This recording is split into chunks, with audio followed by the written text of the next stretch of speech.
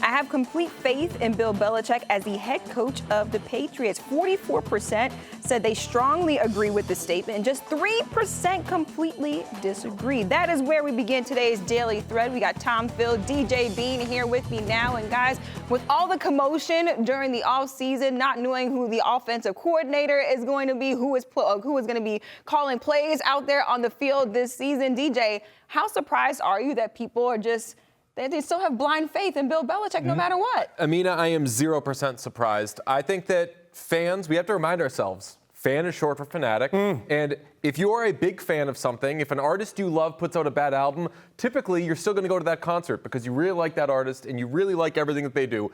Patriots fans are going to love the Patriots no matter what. And we see this, whether it's people crying on Twitter or viewers, whatever, every time anything remotely critical is said about the team, people get defensive. So if you were to ask a bunch of Patriots fans, hey, how's Belichick doing?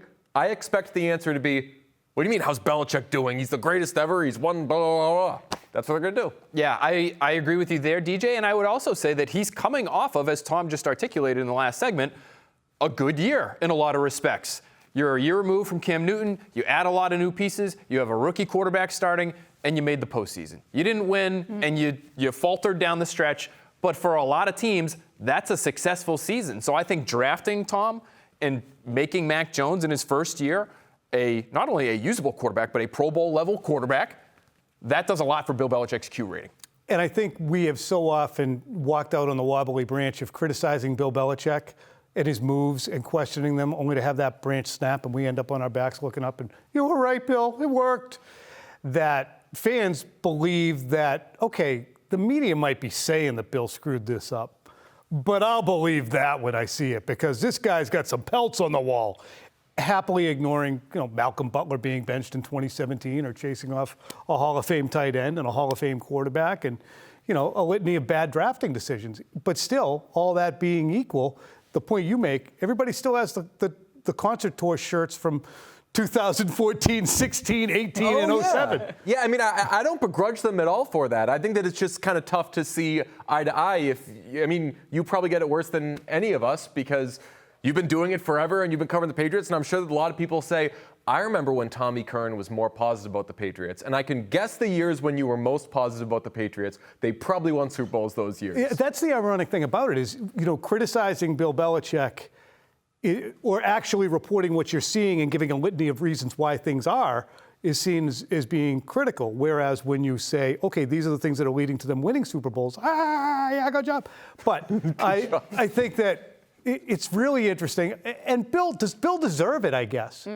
Is this a level of deference that even if he's staggering along at 70 a little bit right now, is this a level of deference that the greatest coach in NFL history and maybe American professional sports should be able to enjoy, even if it's maybe not accurate? Sure. I mean, these are fans. Again, they didn't poll local media people. They didn't poll people that were at training camp every day. That's one of the things that's interesting about that final preseason game was it felt like finally the rest of the football viewing public could see what we had been seeing on a daily basis. And so we come out, we report it. People either don't love it or at least come to accept it, and then they see it for themselves.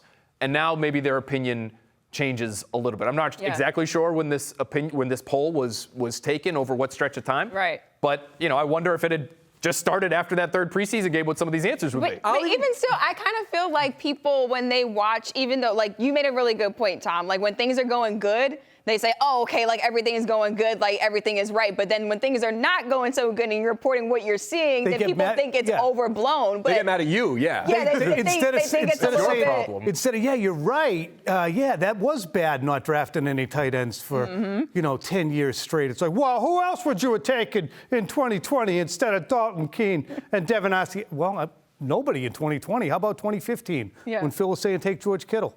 But we're getting far afield. Phil, really quickly, what would it take, though, for fans to not have that faith in Bill Belichick? I know that, Curran, you kind of touched on it, that, Bill Belichick is going to go down as one of the best coaches in the NFL. What would it take for him for fans not to have any faith in him? It would take something drastic, Right. I would think, right? I would say even if the year blew up on them and they won 3 games, I'm sure still a significant percentage of these people would look at it and say, well, if they can just get the coaching changes right and bring somebody in here who has an offense, Mac Jones can still play. We know that. We saw it. The roster's not that bad. They got a lot of cap space. Bill Belichick's done it before. Like I don't know if it's possible, Amina, to answer your question. I really don't know It if would it's take possible. him doing what Tom Brady did. Go someplace else, coach another team, have success, and piss people off. That's it, because Phil, if this season blows up and they have 3 wins, you know what they'll do? They'll point to the offseason and say, this was a master plan. They're going to reset the coaching staff. They're going to take a freaking guard in the first round. The plan was to do this. And again, I'm not making fun of fans for this because fans are going to be fanatics. Well, I'm just kind of maybe pushing, maybe poking at the error of their ways, whatever it may be. But everything the Patriots do is according to a plan. Well, that's how it would be put.